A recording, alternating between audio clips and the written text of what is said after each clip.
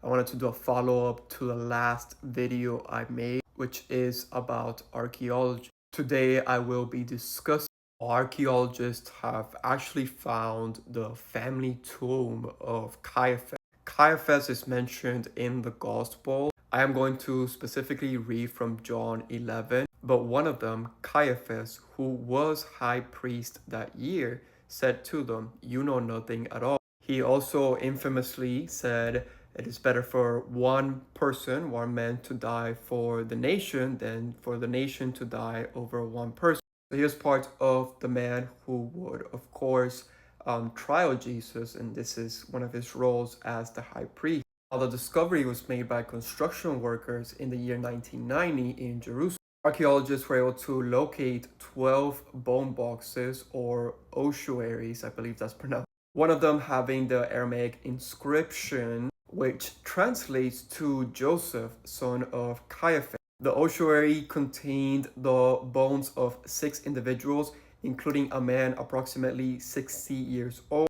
Given the inscription and the burial context, most people have determined that this Caiaphas is actually the high priest from the first century who trialed Jesus. Only someone like a high priest could get a burial like this, have their own family inscription and all the bones put together into ossuary.